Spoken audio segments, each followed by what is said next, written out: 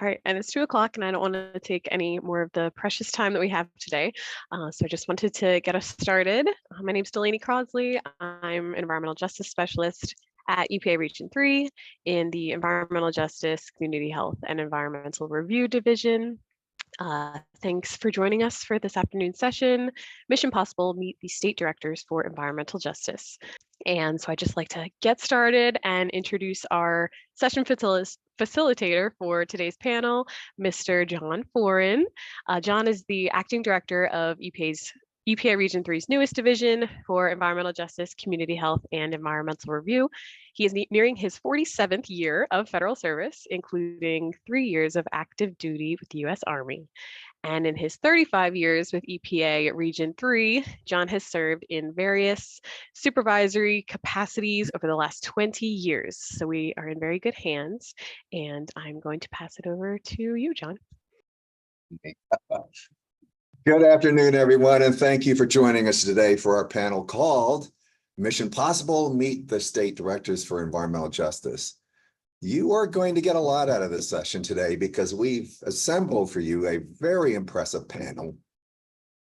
Our panelists represent all 5 states in the Mid-Atlantic region, and our panelists are from the Maryland Department of the Environment, the Virginia Department of Environmental Quality, Delaware's Department of Natural Resources and Environmental Control, West Virginia's Department of Environmental Protection, and Pennsylvania's Department of Environmental Protection as well.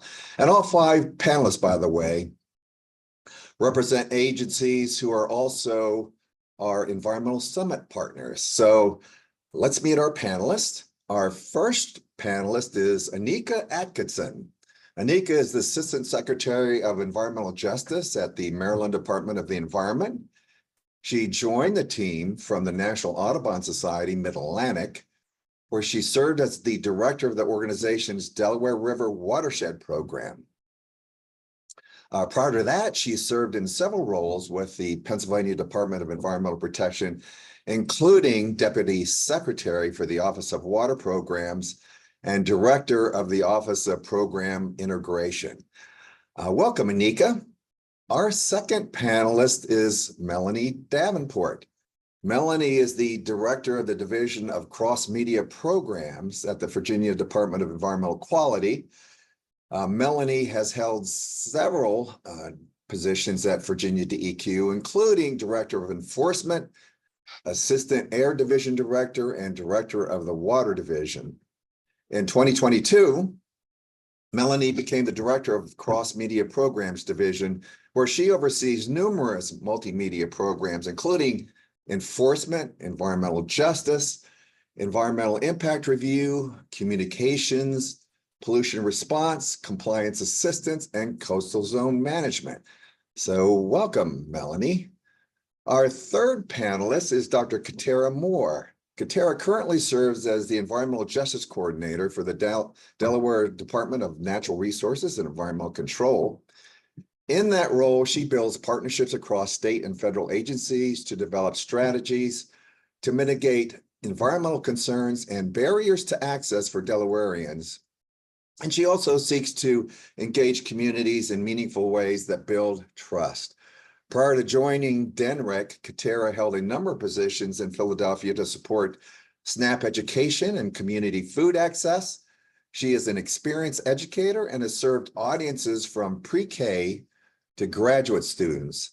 She has a PhD in Earth and Environmental Sciences with a specialization in environmental justice, a master's in environmental studies, and a bachelor's in urban studies with a concentration in urban education. She also has certificates in Africana Studies, Higher Education Administration, Diversity, Equity, and Inclusion. Welcome, Katera. Our fourth panelist is Dennis Stotlemyer. Dennis is the Environmental Justice Coordinator at the West Virginia Department of Environmental Protection. Dennis is a 20-year employee of West Virginia DEP, working in the Office of the Environmental Advocate, Division of Mining and Reclamation, and Executive Office during his tenure there. Prior to joining the agency, Dennis worked in the environmental consulting field on Superfund sites, voluntary remediation projects, site assessments, spill responses, and permitting. Dennis is a native West Virginian, as am I. He's a graduate of West Virginia University, as am I, and a military veteran, as am I, except Dennis. Dennis is a veteran of the U.S. Marine Corps and also the West Virginia Army National Guard. Welcome, Dennis. Our fifth panelist is Fernando Trevino. Fernando is the Pennsylvania Department of Environmental Protection Special Deputy Secretary for Environmental Justice. His work focuses on ensuring the fair treatment and meaningful involvement of all people with the development, implementation, and enforcement of environmental policies, regulation, and laws, as well as with respect to the identification of environmental issues that affect the most vulnerable communities. Fernando has focused his entire career on working with vulnerable and underrepresented communities, advocating for immigrants' rights, and empowering communities of color to have a voice in the political process and government. Fernando graduated from the Autonomous University of Nuevo Leon School of Law in Mexico and received a postgraduate certification on international and comparative law from Temple University's James E. Beasley School of Law. Welcome, Fernando. And thanks to all five of our panelists for joining us today. So to begin the conversation, I have a set of questions and I'll pose to the panelists in the order they were introduced. So the first question I'd like to pose is this. How does your agency address the challenges faced by EJ communities? So I'll look to Aneca and ask, Aneca, how does MDE address the challenges faced by environmental justice communities? Awesome. Good afternoon. It's great to be here today with my colleagues. I'll jump right into it because I know there's five of us in limited time. But one thing that is special about Maryland and the work that I get to do here is that overburdened and underserved communities is defined in law in Maryland. So having that definition that is ingrained into a statutory framework gives us a lot of ability to engage communities, it's especially EJ communities. It also is built into our screening tool, so we get to utilize those definitions into our screening tool.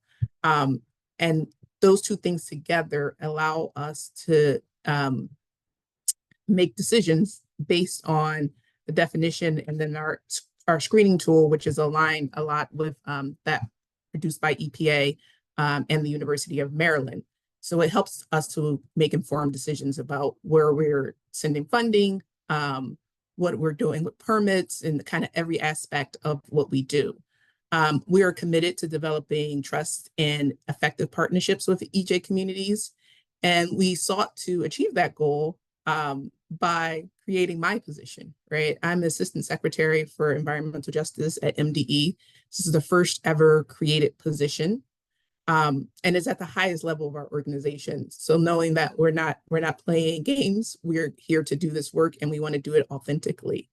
We're increasing the number of community partnerships that we have, right? My goal is to reach every community with environmental concerns. And to that end, we are providing technical assistance for grants. We just had a program that was released this year. And we're exceeding Maryland's, here in Maryland, the Justice 40 requirements that are passed down through the federal government. So with all of these tools, they help us to address some of the issues that are facing EJ communities. And there's much more that needs to be done, but there's a lot of great initiatives underway here at Maryland. Thank you, John. Thank you, Aneca. That's awesome. So let's turn to Melanie Davenport. And Melanie, how does the Virginia DEQ address challenges faced by environmental justice communities? Well, thanks, John, and to all my other co-panelists, really nice to meet you. You know, I think that one of the things you're going to hear throughout this panel is a number of points which are similar, and then a number of points which are very different depending on everything from what our state legal authority might be on EJ to how we're organized, and to what our focuses are. We stood up an environmental justice program that began in 2021 in Virginia. Our state Environmental Justice Act was passed in 2020. It's kind of an interesting statute because in the same way Aneca talked about Maryland, it does provide us the definitional context of what is an EJ community. However, there's kind of what I think is an interesting twist in that our statute is not within any of DEQ's organic statutes. It's not, it's sort of in this general part of the code that just talks about how we do business in Virginia, which means it's not quite as authoritative in terms of what we as the agency can do and not do. But having said that, we've been working really hard to integrate EJ into all of the programs that we administer at DEQ. Whether that is funding, whether that is compliance and enforcement. We developed an EJ screening tool, which reflects Virginia's definition, and it is either and communities of color and a certain income level. We have a map that lets all of us and the public locate those EJ communities by census block. And we are focusing and have been focusing for the last year on community outreach and engaging our communities. We have a program manager that sits here in Richmond. We have 4 environmental justice coordinators that are situated throughout the state, one in Northern Virginia, one in the Richmond area, one in our Tidewater area, and then the western part of the state. And one of their primary responsibilities is being out in the community and making connections and building relationships. The other thing that we've really been focusing on this year is education and outreach. We've just kicked off a webinar series where we are going to hold evening webinars where we talk about what DEQ does, but put it in layperson's language, because as I'm sure everybody on this panel recognizes, we have a horrible habit of talking about what we do in a language that most people don't understand. Our concepts are very complicated. The way we look at permitting, the way we calculate permit limits, the way even we talk about something as simple as our water quality monitoring and assessments program. It all makes sense to us, but it really doesn't make sense to most of the public. So we spend a lot of time trying to translate and educate folks in terms of what it is we do, what their opportunities are to participate in the process. So, and again, our program in Virginia is fairly new. And our choice was to focus in the beginning on relationships, contacts, and education and outreach. Thank you, Melanie. Wow. There's a lot going on down. Very much appreciated. So let's turn to Dr. Katera Moore. Katera, so how does the Delaware DENREC address the challenges faced by EJ communities? Okay, so we kind of start from this framework. Our secretary talks about there's a need to make sure that we're not leaving communities and citizens behind. And so like the expectation is that environmental justice is not like a program that we're doing and sitting it on a shelf, that we're actually integrating it into our everyday processes. So that's kind of the lens that we're approaching this from.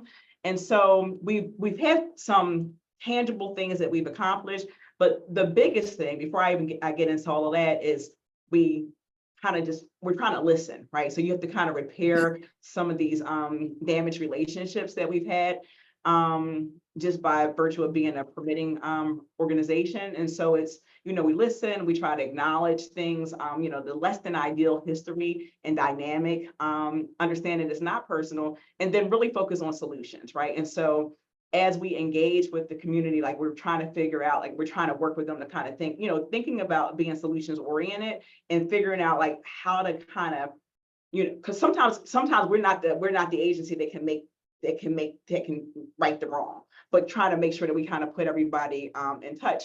And so another part of that is to try to make our processes more accessible and more transparent, right? And so I love a fact sheet. It's, oftentimes like by virtue of listening, you realize that, oh, wait a minute, they don't understand the process, or I don't understand the process either. So let me go talk to some of our experts to figure out how we can get this information out in a way that that the public can understand, right? And so some of that might just be, this is how we do a permit, or this is how you can get engaged, or this is the way that you make a public comment. And some of it might be, this is how we're looking at some of these remediation things that we need to, to accomplish.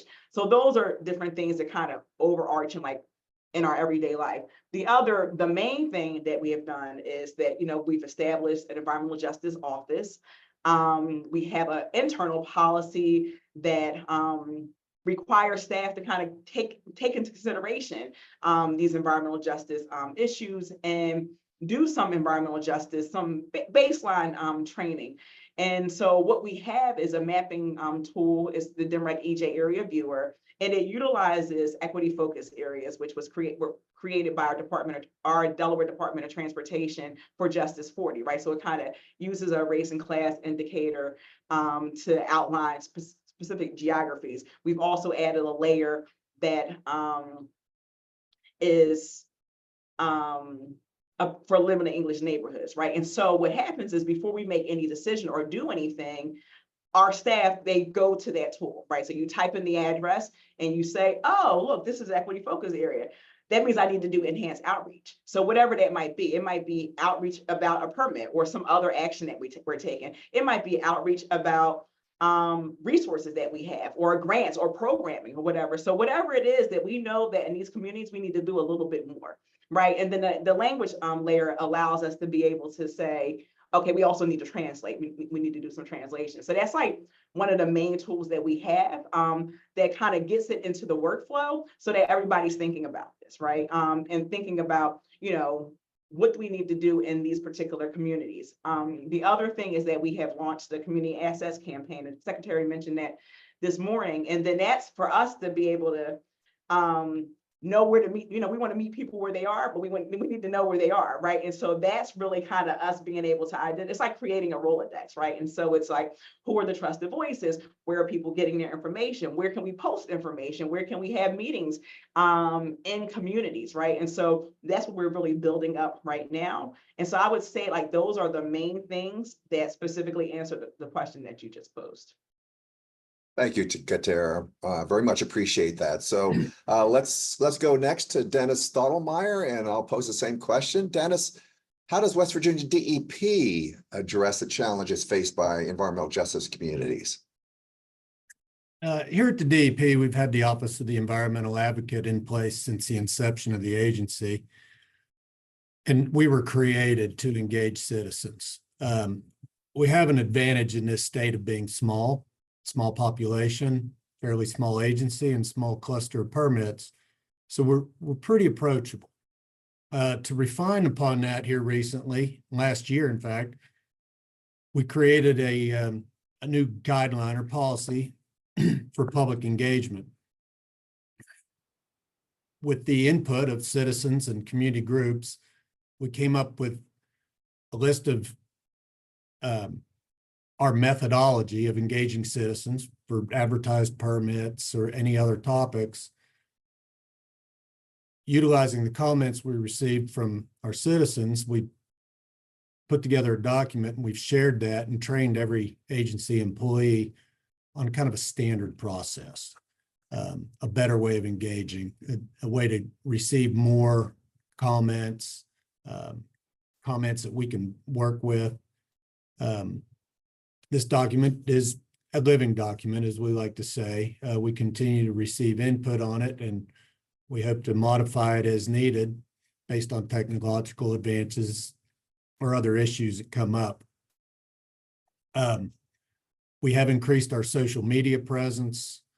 We've done more direct outreach to citizens. We know who the watershed groups are. We know who the activists are in most of our neighborhoods, so we reach directly out to them. We also have implemented at all of our public meetings a question and answer session at the beginning and sometimes the end of those meetings, rather than just a standard formal comment receiving operation. We now get a lot of interaction. We get the knowledge base from our permitting units or enforcement units at those meetings to be able to answer questions on the spot. Just one of the many things we're doing here to try to engage better. Thank you, Dennis. Appreciate that. Sure. Then let's go to Fernando. And Fernando, how does Pennsylvania DEP address the challenges faced by environmental justice communities? Thank you, John, and thank you, everyone, and good afternoon to everyone attending. I see that we have more than 180 people, so that's pretty cool. I was lucky enough, to be honest, to join DEP to continue the great work that, you know, Justin Dula and Alison Acevedo and a few other people have been implementing in the past. But also very lucky that I got to develop a new vision for the Shapiro administration. The governor was very clear from the beginning of his administration just last year, and that he wanted to be more intentional at working with different communities and have a broader and more inclusive approach and vision for environmental justice. Obviously, we will continue to work and engage with Black and Brown communities, but it's also a priority for us to work with low-income Pennsylvanians that live in rural areas across the Commonwealth. So having developed this kind of vision or approach for the new administration, I also was lucky enough to receive the support to create a team to implement this vision. And similar to Maryland, you know, this is the first time that the Pennsylvania DEP has elevated the Office of Environmental Justice to a deputy secretary level. And I'm very proud and honored to have been appointed for that position. But also, we tripled the staff of the office. At the beginning of the administration, the office had only 4 people, now we're 12. And that means that for the first time ever, we also have 1 regional coordinator per each of our 6 regions. And we added even more capacity and extra staff in central office. But the priority of the first year was, you know, the vision, the what, right? Obviously the team, the who, but also the framework to see how are we going to get there. So similar to other colleagues, we have been developing a new EJ policy for a couple of years. And last year, we were able to finish that process and have an interim final in place that has been in place since September 16. And this new EJ policy not only increases the enhanced public participation that the office and DEP does around permitting, but also we include the specific elements on inspections, enforcement, grants, and funding, but also brings to the forefront our new vision of proactive community engagement and being very intentional on developing new relationships. Together with the mapping tool, we have, with the EJ policy, we have the new mapping tool, our Pen Enviro screen, that took Pennsylvania from identifying environmental justice areas only using 2 demographic factors to now using 32 factors, both demographic and environmental, to be able to target the top 20% of the most vulnerable communities and identify those areas as environmental justice areas. But tackling those 3 priorities in the first year, we're very excited because we're at the beginning of Q1 of the second year of the Shapiro administration. And now we have identified and actually we're working already on tackling our top 3 priorities, or the action areas, as we want to call them. And the office will be focusing very strongly this year on, yes, integrating environmental justice considerations into our daily operations of the agency, implementing and launching the proactive community engagement approach that I was describing, but also something that we are really, really excited in fostering external and institutional collaborations, not only with other agencies, but also across the Commonwealth with other partners. Wow, thank you, Fernando. And you know, as I listen to you, I'm just reminded that this is being recorded, and thank goodness, because I want to go back to the recording and take notes. Delaney, we're going to have to capture all this. Is wonderful information. But quick time check. We still have some time for Our next question, which is going to focus on partners. And so we'll go back up to Aneca. So Aneca, how does the Maryland Department of the Environment work with other partners in your EJ programs and activities? Yes, one of the things, and I think Melanie said this at the onset, there'll be a lot of overlap of some of the things that the agencies are doing, and then there'll be some areas where we kind of split off. But I will say thus far, I've been hearing a lot of overlap. But some of the agencies that we, partners that we work with, besides the communities themselves, includes local universities and other state agencies. You know, we work with our Department of Natural Resources. We have our Department of Planning, DOT, and the list kind of goes on and on. There are a number of initiatives underway where we're doing joint work around equity throughout our agencies. And in most cases, MDE is taking the lead on that work. From the community space, we're doing a lot with community science and even joint grant proposals where we are co-awardees on different grants that advance equity in the areas of concern. I give two examples. One is that we're working with local communities, local EJ communities, with the assistance of the University of Maryland School of Public Health to establish a community-based hyperlocal air monitoring network. We received grants from EPA to do some of this work. So you have staff from the agency, staff from, and those from the community, staff from University of Maryland, all participating in this program to do this hyperlocal air monitoring network. Another project that we're working on is, and some people think this one is kind of odd, but we work with the state police, right? Most states have some kind of idling laws that prohibit it. So we work with our state police in certain community areas to do scans and inspections to ensure that there's no illegal truck idling. And one thing that's pretty unique about this program is that it's not meant to be punitive, because what we're finding is that some of the truck drivers didn't know that there were laws or what they needed to do.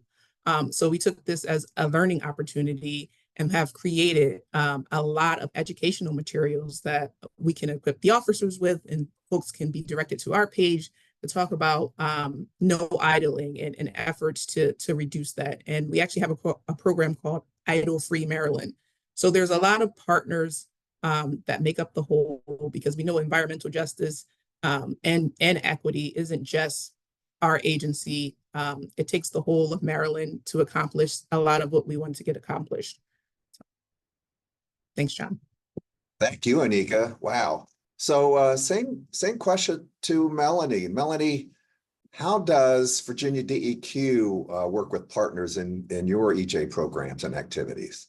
So I have to admit that this is the one question that I'm most excited to hear my other panelists talk about, because I think that we're sort of still in the infancy. You know, it is when I think about the kinds of other, and I'm not talking about partnerships with communities, I'm talking about whether it's other agencies, universities. We in Virginia, our coastal zone management program is a partner program where it's not like in some other states, it's centered specifically in an agency. So we have a coastal policy team, which is all of the natural resource agencies, localities, coastal planning district commissions. And we have looked at a lot of funding opportunities through that program. We also have been working at the state level on resiliency planning. Again, that is a multi-agency locality effort. But at least in Virginia, we have a significant overlap between some of our EJ communities and some of our most susceptible coastal areas. And again, there's funding opportunities there. We're developing a master resiliency plan. I think, though, that one of the biggest partnerships that we actually have on the EJ issue is actually with EPA. I mean, John and I talk frequently. There are a number of Region 3 initiatives in Virginia. And I think that we actually do have work to do within the Commonwealth to kind of engage it at a more Commonwealth level than just focused on DEQ. So I'm excited to hear how other states have worked through that. Thank you, Melanie. And yes, we certainly do talk often. Thank you. Then let's turn to Katera. And Katera, so how does DENREC work with other partners in your EJ programs and activities? So, I mean, part of it is really identifying like who's on first, right? So for me, like environmental justice is very place-based, and it embodies a lot of things that can impact people's lived experiences, right? And so it's trying to figure, because we're natural resources and environmental control, the public frequently comes to us with lots of issues that may or may not be within our purview, right? Sometimes it's a local land use issue, sometimes it's another state agency. But as those things are coming in, rather than give somebody the runaround, I do try to, okay, so I'm getting a lot of things about maybe transit or agriculture or health or whatever, it's the state, so it's a lot of different things. And so I'll reach out to those other agencies and try to find the point people to figure out, okay, we need to, me a fact sheet, we need to figure out how to communicate this information to the public. But that takes a minute, right? So it's not like I can call somebody up and say, hey, it's like you still got to build those relationships with the other agencies. So I spend a lot of time doing that, kind of trying to navigate the other state agencies, figuring out where the public's either perception or our responsibility align, and figuring out what we need to do next, right? So what do we need to do next? Like one example is, around drinking water, right? So we don't regulate drinking water, but we do handle water, right? And so it's kind of working with our Department of Health and Social Services to kind of make sure that we're all on the same page with those types of things. And so that's one piece, right? And trying to just make sure our messaging is aligned, and trying to get the, I'm like, hey, when we go out, like, come with us. So that way, when somebody has a question, we can, it's not like, oh, let me get back to you. It's like the person is there, or at least they might be able to say, well, it's whatever section or whatever. And so I haven't been able to test that out yet because we haven't had an instance where we've needed to do that. But, we have, because of Justice 40, that also allows for some collaboration across state agencies. So we've been taking advantage of that.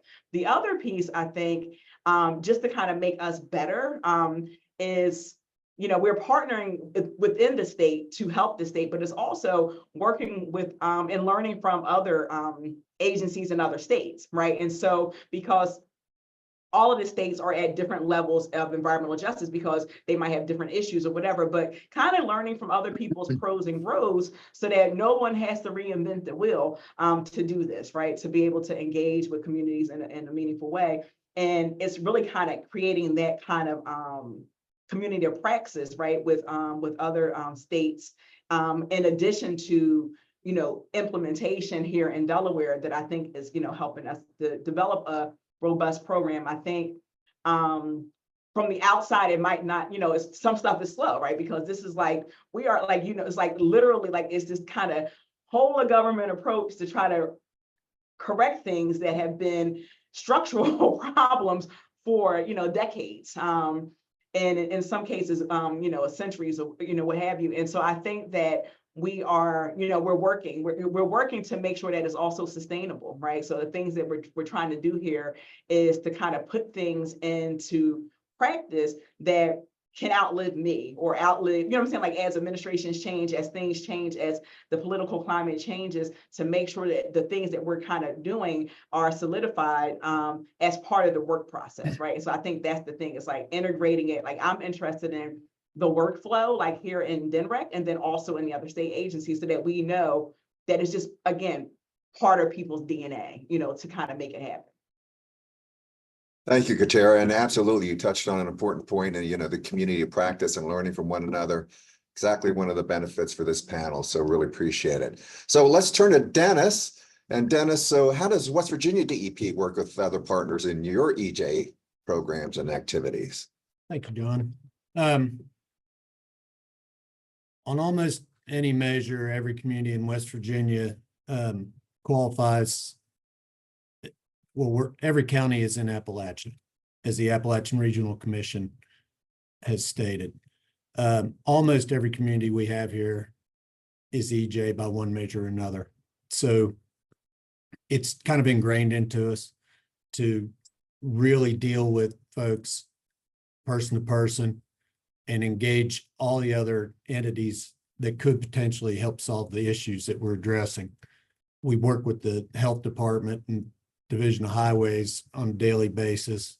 On the federal side, or with the Office of Surface Mining and Reclamation and EPA. We've all got call lists with our local county ordinance folks. We know who runs the municipalities. We can probably tell you who's on the fire department. So again, it's one of the advantages of being small. We can really get down into the weeds and help people solve problems. Another thing we have here in the agency is an Environmental Protection Advisory Council, or EPAC. There are 8 members on that panel or council, 2 of which represent environmental protection. So 2 of the 8 have a mission to help protect the environment and represent people. And those folks assist the agency with program and policy development, problem solving, and pretty much any other topic they choose to bring up. So yet another tool in our box. Awesome. Thank you, Dennis. Glad to hear about that work in West Virginia. So let's turn to Fernando. And Fernando, same question. So how does Pennsylvania DEP work with other partners in your EJ programs and activities? So similar to some of my colleagues, I'll leave the community outreach component aside for 1 second and focus more on the institutional piece. To be honest, as I was describing before, the first year of the administration was so focused on setting up the new vision, the team, and the framework for the office that we're a little bit behind fostering institutional relationships. And that's the reason why we have identified that as one of the main action areas to tackle this year. So last year, and so far in 2024, most of our institutional engagement and partnership has been through EJAB, our Environmental Justice Advisory Board. We have 15 members representing the industry, community leaders, advocacy, academia, and all of that. And we also have internally within the Commonwealth, the Environmental Justice Interagency Council, where most of the agencies in Pennsylvania come together and we tackle issues together. And we're trying to evolve that council into a bit more project-based and be able to continue working on individual projects. But once again, that is the reason that we that we are identifying this specific issue as one of our action areas for this year and the years to come, to be honest, because I do believe that we have a role to play. We have a role to be able to become a convener of different partners and not the leaders of the movement, but a convener so other sectors can participate more actively in environmental justice. And just because some of my colleagues were mentioning universities, we're also targeting and working with some local universities in Pennsylvania. I'm a member of the advisory board of Drexel's Environmental Collaboratory, for example. We always try to participate in different symposiums and conferences that universities put together. Just in a couple of months, I'll be speaking at the Juniata College Environmental Justice conference. But the other piece that we're doing is also to identify those leaders and universities as stakeholders and as representative of the community. So a project that I'll be able to share with you in a few seconds that I know that Secretary Shirley shared with you guys earlier today, the Environmental Mitigation Community Fund in Beaver County. We actually invited the Chancellor of Penn State Beaver and the President of the Beaver County Community College to be part of this process and to help us not only from the academic perspective, from the stakeholder perspective, and just leaders in the area. So we're very excited about that approach and looking forward to learning more from my colleagues to see what can we copy and paste in Pennsylvania. Thank you, Fernando. Wow. Let me do a quick time check. It's 2:40. So we have just enough time I'm going to ask for a volunteer. I skipped The next question, go to the most significant success that you've experienced in your EJ program. And we've only just got a couple minutes before we go to our Q&A session, but I'm wondering if there is a volunteer among you, among the five, who would like to, oh, Fernando, okay. I'll jump in if you don't mind, because I just made reference to that, and it's literally because we announced it yesterday. And this is the case, again, last year, DP signed a consent order, an agreement with the Shell cracker plant in Beaver County, identifying and acknowledging different violations to some of their permitting. And back then, Secretary Rich Negrin and the governor's office took the leadership to say, what else can we do to support this community beyond imposing the traditional fines that we all impose when there are violations? And that's when this idea of creating a community fund was created or was born. But it was something different to the traditional community benefit programs. We really wanted to empower the community to take the lead and literally to design the process for themselves, and then to decide which projects will be funded.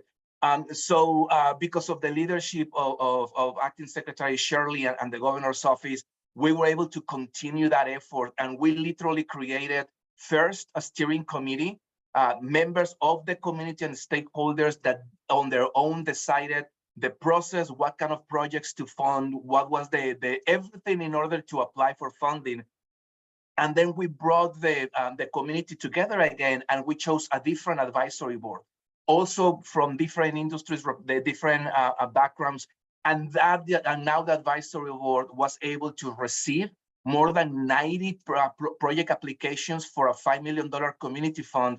And the advisory board chose 21 projects to fund. That was the announcement yesterday. But the fact that we were able to work with a community that has been affected very, very importantly by environmental issues, with a community that didn't trust DEP and government in general because of many, many reasons and many really hectic history between the agency and the county, we were able to have honest conversations, bring them to the table, and empower them to actually take the lead on this important project. So for them to have a community-driven process with an agency that wasn't too,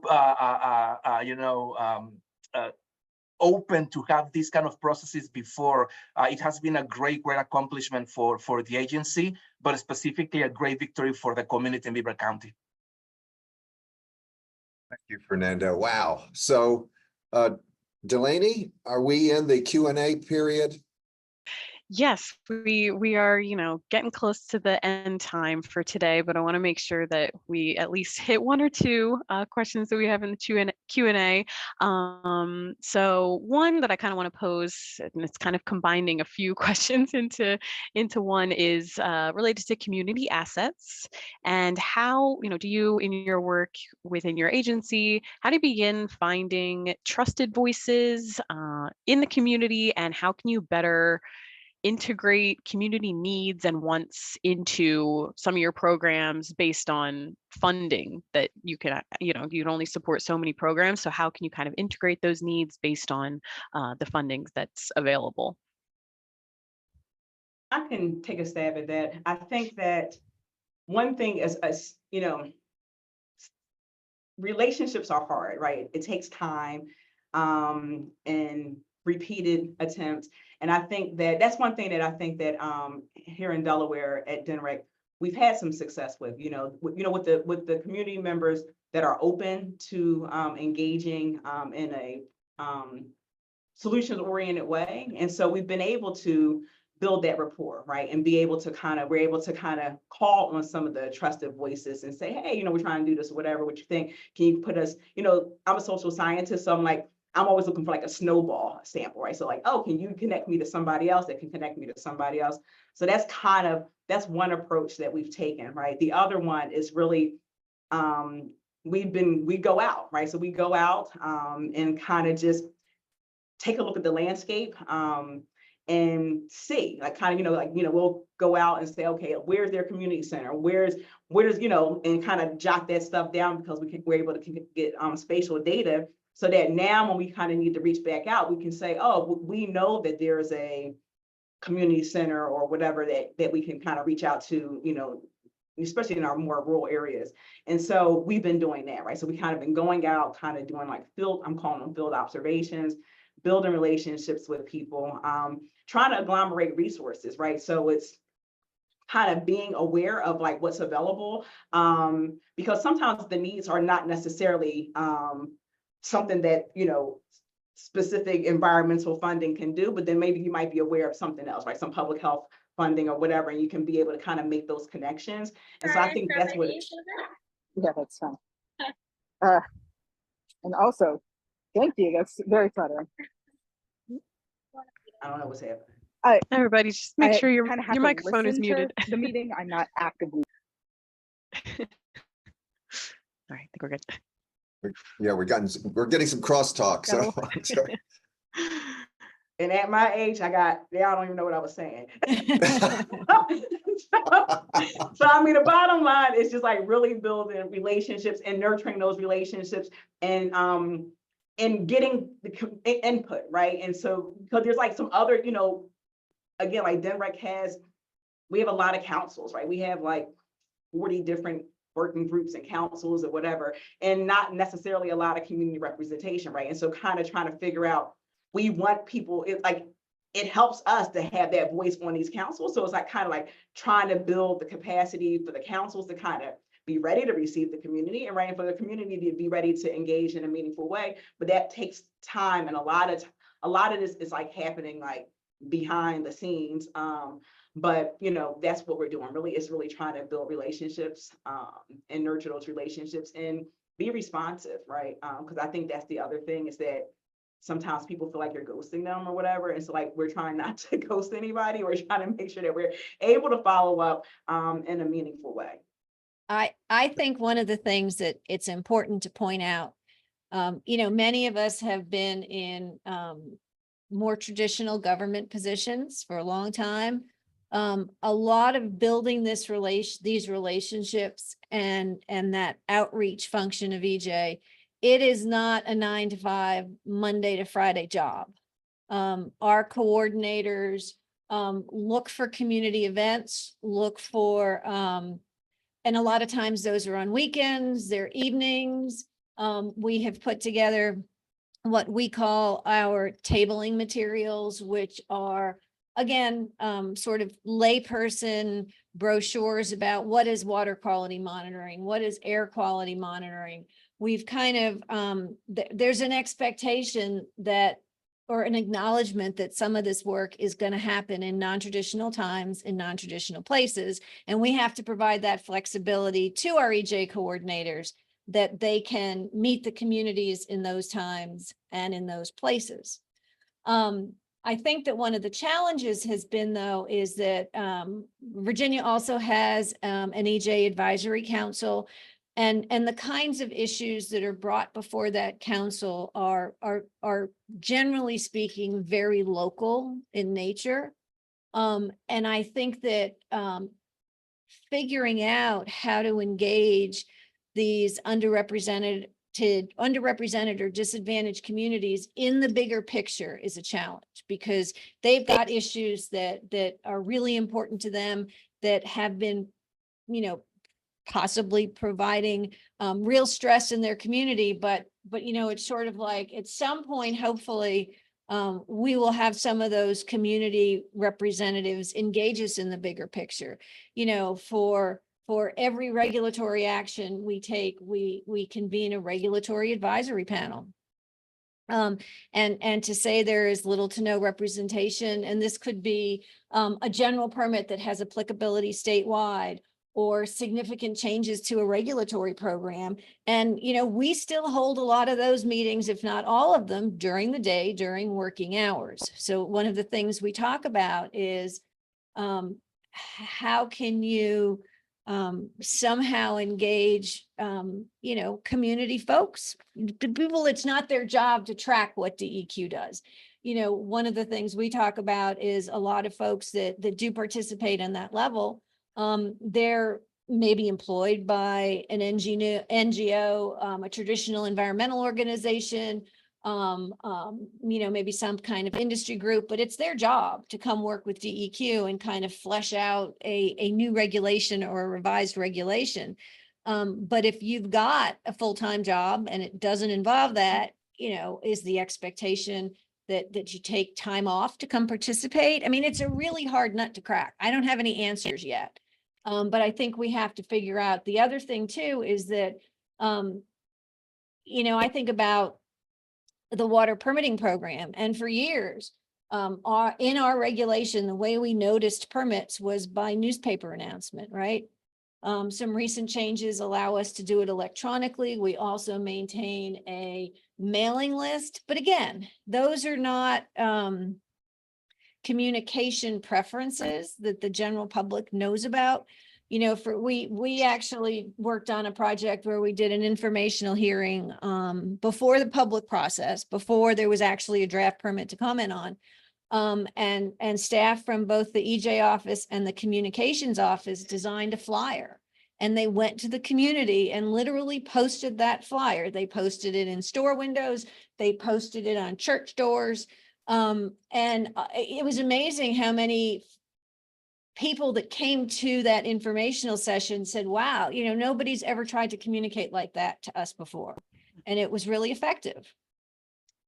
It is. It's a difficult challenge, and there's no one solution for all of these. And we are at time, so I wish we had all day to talk about this. And there's so many great questions in the chat that I wish we had more time to get to, but we do have to wrap up. We have one more session, today's summit, but I just wanted to thank everybody, all of our panelists for their time today. Thank John for his willingness to facilitate the panel, our contractors for their technical assistance. I know you all have very busy schedules, so we really appreciate your time and your participation, and thank you to our audience members for taking time out of your day. Can we just say, if there are folks out there listening from any one of our states, you have our contact information, and if you are somebody who would like to engage with us, please reach out.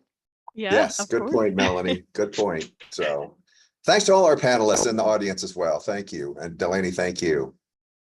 Yeah, thank you all so much. Have a wonderful rest of your day. If you plan to join another session, we have one more today. So we appreciate it. Thank you so much.